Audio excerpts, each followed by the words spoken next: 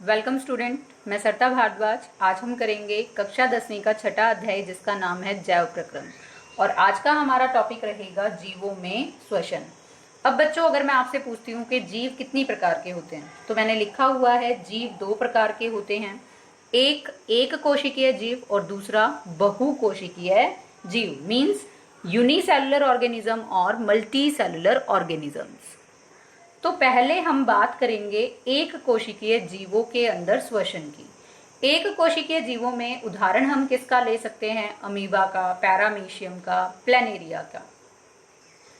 इन सब जीवों के अंदर यानी कि अमीबा, पैरामीशियम, प्लेनेरिया के अंदर जो श्वसन है वो कोशिका झिल्ली के द्वारा होता है। जैसे अगर हम इसमें किसकी बात करते हैं, अमीबा की, तो अमीबा का कैसा होता है आकार? कोई फिक्स्ड आकृति तो होती नहीं, आप इसको किसी भी आकार का बना सकते हो। ये इसका केंद्रक, ये इसका कोशिका द्रव्य और ये कोशिका झिल्ली। ये कोशिका झिल्ली, ये केंद्रक और ये कोशिका द्रव्य। अब बच्चों, जो ये अमीबा है, ये अमीबा कहाँ पर रहता है? जल के अंदर। तो इसका मतलब ये क्या करेगा, जो जल के अंदर घुलनशील ऑक्सीजन होगी उस ऑक्सीजन को ग्रहण करेगा। कहाँ से? कोशिका झिल्ली के द्वारा। और ग्रहण करने के लिए वो किस प्रक्रिया का सहारा लेगा? विसरण की प्रक्रिया का, क्योंकि ऑक्सीजन जल के अंदर ज्यादा होगी और उसके शरीर में कम होगी, तो ऑक्सीजन ज्यादा से कम की तरफ चली जाएगी। और इसी प्रक्रिया को हम नाम क्या देंगे? विसरण की प्रक्रिया। अब जो अमीबा है उसका शरीर बहुत छोटा होता है, तो जो ये अवशोषित ऑक्सीजन है वो बहुत जल्दी से पूरे इस अमीबा के शरीर में फैल जाती है। और जो ये अवशोषित ऑक्सीजन है इसका प्रयोग अमीबा किस में करता है? श्वसन में करता है। और किसको उत्सर्जित करता है? वो कार्बन डाइऑक्साइड को, CO2 को। CO2 जो यहाँ पर आपकी बनती है वो भी कोशिका से बाहर निकल जाएगी, कोशिका झिल्ली की सहायता से और विसरण की प्रक्रिया के द्वारा। और इस प्रकार से अमीबा क्या करता है? श्वसन करता है। बच्चों, ये तो कंप्लीट एक्सप्लेनेशन हो गई किसकी? एक कोशिकीय जीवों में श्वसन की। लेकिन अगर मैं आपसे कहूं कि जो बहुकोशिकीय जीव हैं, जैसे केचुआ है, टिड्डी है, मनुष्य है, मछली है, उनके अंदर भी क्या हम विसरण की प्रक्रिया के द्वारा श्वसन करवा सकते हैं? या फिर विसरण के द्वारा मानव शरीर में ऑक्सीजन को ग्रहण किया जा सकता है? तो हमारा उत्तर आएगा नहीं। क्योंकि अगर मानव शरीर की हम बात करते हैं तो मानव शरीर बहुत बड़ा होता है। हमने अभी बताया कि अमीबा का आकार छोटा होता है, इसीलिए जो ऑक्सीजन अवशोषित की जाती है विसरण के द्वारा वो आराम से सारे शरीर में फैल जाती है, कोशिका में फैल जाती है। लेकिन मानव शरीर बहुत बड़ा होता है, उसका जो आयतन है वो बहुत ज्यादा होता है, जिसके कारण विसरण द्वारा सभी अंगों तक ऑक्सीजन उपलब्ध नहीं हो पाती। इसीलिए इन जीवों में विसरण के द्वारा ऑक्सीजन का ग्रहण यानी कि ऑक्सीजन को ग्रहण नहीं किया जाएगा। अगर मानव शरीर में विसरण के द्वारा ऑक्सीजन को ग्रहण किया जाए तो 3 साल लग जाएंगे उस ऑक्सीजन को हमारे फेफड़ों तक पहुंचने में। अब ये तो है नहीं कि फेफड़ों तक ऑक्सीजन चाहिए, वो फर्दर कहाँ जाती है? हमारे रक्त के अंदर, रक्त के द्वारा पूरे शरीर में फैल जाती है। अब बच्चों, क्वेश्चन आता है हमारे दिमाग में कि अगर विसरण के द्वारा इन जीवों में गैसों का आदान प्रदान नहीं होता तो इन जीवों में गैसों का आदान प्रदान किस प्रकार से होता है? तो इसका उत्तर क्या आएगा कि इन जीवों में एक रक्त परिसंचरण तंत्र होता है जो ऑक्सीजन को प्रत्येक अंग तक पहुंचाता है तथा कार्बन डाइऑक्साइड को बाहर निकालता है। जैसे अगर हम मानव शरीर की बात करें तो मानव शरीर के अंदर क्या होता है? रक्त होता है यानी कि खून होता है, और खून के अंदर एक श्वसन वर्णक होता है, मीन्स रेस्पिरेटरी पिगमेंट होता है।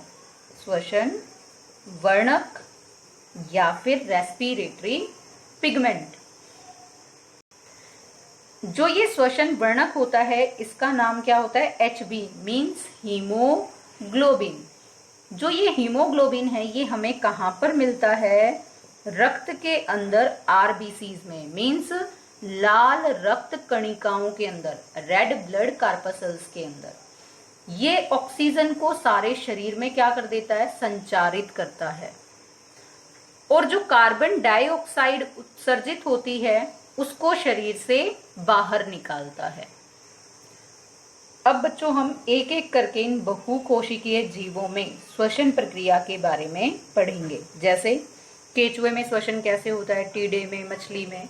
मानव शरीर का मैंने थोड़ा सा यहाँ पर आपको बताया, लेकिन डिटेल में करेंगे कि मानव शरीर के अंदर भी गैसों का आदान प्रदान किस प्रकार से होता है। तो फर्स्ट है हमारे में केचुए के अंदर श्वसन प्रक्रिया। बच्चों जो केचुआ होता है उसके अंदर श्वसन यानी कि गैसों का जो आदान प्रदान है वो नम त्वचा के द्वारा किया जाता है, मीन्स मोइस्ट स्किन के द्वारा किया जाता है। केचुओं की जो नम त्वचा होती है वो ऑक्सीजन को अवशोषित करती है।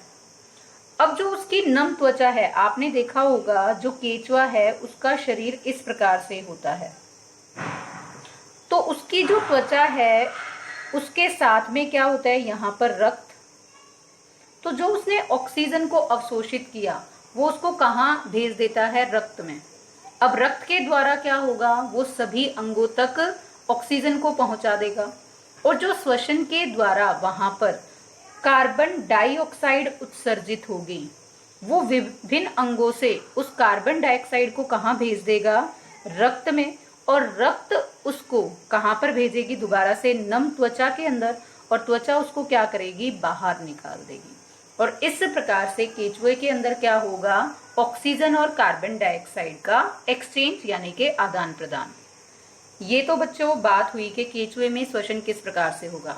अगर मैं आपसे पूछूं कि जो लीच है, लीच में श्वसन किस प्रकार होगा, तो जिस प्रकार हमने केचुए में श्वसन को बताया वैसे ही किसके अंदर होता है? लीच के अंदर। मतलब लीच में भी श्वसन गैसों का आदान प्रदान नम त्वचा यानी कि मोइस्ट स्किन के द्वारा ही किया जाता है। दूसरा अब हम लेकर चलेंगे कि जो मछलियां होती हैं, मछलियों में श्वसन प्रक्रिया किस प्रकार से होगी। अब बच्चों जो मछलियां होती हैं, मछलियों में श्वसन के लिए एक विशिष्ट अंग होता है और जिसका नाम क्या होता है? गिल्स, जिसको हिंदी में नाम क्या देते हैं? गलफड़ा। अब जो ये गिल्स होते हैं वो मछली का जो मुंह होता है उसके साइड में होते हैं, दोनों साइड होते हैं। अगर इसको हम डायग्रामेटिकली दिखाएं तो ये हमने इस तरह से फिश को बनाया, ये इसका माउथ वाला पार्ट हो गया। माउथ के साइड में यहाँ पर इस तरह से छोटे छोटे से स्ट्रक्चर मिलते हैं जिसको हम नाम क्या देते हैं? गिल्स यानी कि गलफड़ा। अब जो ये गलफड़ा होता है ये हमें बाहर से दिखाई नहीं देता क्योंकि इसके ऊपर यहाँ पर क्या होता है? एक कवर होता है जिसको हम नाम क्या देते हैं? Gills cover. अब बच्चों जो आपने देखी है मछली, मछली कहाँ पर होती है? पानी के अंदर। इसका मतलब जल में जो घुलनशील ऑक्सीजन होती है उसी को मछली क्या करती है? श्वसन प्रक्रिया में प्रयोग करती है। तो जब वो श्वसन करती है तो वो क्या करती है? अपने मुंह को खोलकर पानी को अंदर ले जाती है, और जैसे ही पानी अंदर जाता है तो मुंह के बाद वो कहाँ पर आता है? इन गलफड़ों के अंदर। गलफड़ों में जैसे ही ये जल पहुंचता है तो जल के अंदर घुलनशील ऑक्सीजन को ये गलफड़े क्या कर लेते हैं? अवशोषित कर लेते हैं और पानी को बाहर निकाल देते हैं। अब जो वो ऑक्सीजन उसने अवशोषित की उसको वो कहाँ भेज देते हैं? रक्त के अंदर, और रक्त के द्वारा वो उसके शरीर के सभी अंगों में चली जाती है। अब जब वहां पर श्वसन की प्रक्रिया होगी तो वहां पर क्या उत्सर्जित होगी? Carbon dioxide. ये कार्बन डाइऑक्साइड वापस कहां पर आ जाती है? रक्त में, और उनको वो बाहर छोड़ देता है। मतलब कार्बन डाइऑक्साइड को बाहर छोड़ेगा किसके द्वारा? इन गलफड़ों के द्वारा। मतलब क्या हुआ कि जल से ऑक्सीजन गिल्स में आई, गिल्स ने उसको कहाँ भेजा? रक्त के अंदर। रक्त से वो पूरे शरीर में सर्कुलेट कर दी। अब रक्त में से कार्बन डाइऑक्साइड जो अलग अलग अंग हैं वहां पर जब श्वसन प्रक्रिया होगी तो क्या उत्सर्जित होगी? Carbon dioxide. उसको भी वो कहाँ पर भेज देंगे? रक्त के अंदर। रक्त से वो वापस कहाँ पर आएगी? गिल्स के अंदर, गलफड़ों के अंदर, और उससे वो क्या करेंगे? उसको बाहर निकाल देंगे। बच्चों, आपने देखा होगा अगर हम मछली को जल से बाहर निकालते हैं तो वो कुछ समय के बाद तड़प कर मर जाती है। ऐसा क्यों होता है? क्योंकि मछलियों में सांस लेने के लिए गिल्स हैं, और गिल्स कहाँ पर सांस लेने के लिए उपयोगी है? जल के अंदर। जैसे ही हम उसको जल से बाहर निकालते हैं तो वो वायु में उपस्थित ऑक्सीजन को ग्रहण नहीं कर पाती, क्योंकि उसको उस वायु में उपस्थित ऑक्सीजन को ग्रहण करने के लिए किसकी आवश्यकता होती है? लंग्स की, फेफड़ों की। अब उनके अंदर लंग्स नहीं हैं, इसीलिए वो ऑक्सीजन को नहीं ले पाते और वो मर जाती हैं। मछलियों जैसे ही और बहुत सारे जलीय जीव हैं बेटा, जैसे प्रांस, मुसल्स यानी कि जो केकड़े इत्यादि हैं, वो भी किसके द्वारा श्वसन करते हैं? गलफड़ों के द्वारा, गिल्स के द्वारा।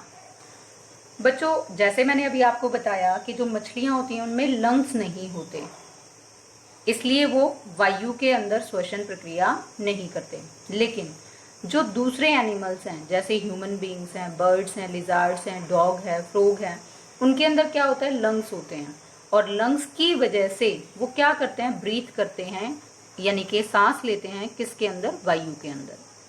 अगर मैं आपसे पूछूं बच्चों कि जो ग्रास होपर होता है, टीडा होता है, वो श्वसन प्रक्रिया किस अंग के द्वारा करता है? तो आप कभी ध्यान से देखना, जो टीडा होता है उसके शरीर पर छोटे छोटे से छिद्र होते हैं। जो वो छोटे छिद्र होते हैं उनको हम नाम क्या देते हैं? स्पाइरेकल्स। उन स्पाइरेकल्स की सहायता से ही वो क्या करता है? श्वसन करता है। अब जो ये स्पाइरेकल्स होते हैं, छेद होते हैं, वो एक छोटी सी इस तरह से नली के अंदर खुलते हैं, और उस नली का नाम क्या होता है? ट्रैकिया। अब जो ये ट्रैकिया है वो दोबारा से छोटी छोटी शाखाओं में इस तरह से बट जाता है। जो ये छोटी छोटी शाखाएं बनती हैं बेटा, उनको नाम क्या दिया जाता है? ट्रैक्यूल्स। और इन स्पाइरेकल्स, ट्रैकिया और ट्रैक्यूल के द्वारा जो ग्रास होपर है वो क्या करता है? गैसों का आदान प्रदान। स्पाइरेकल्स को बच्चों हिंदी में श्वास रंध्र भी बोल सकते हो। तो अगर आपसे पूछा जाए कि टीडे के अंदर श्वसन किस अंग के द्वारा किया जाता है, तो आपका आंसर क्या आएगा? स्पाइरेकल्स या फिर श्वास रंध्र।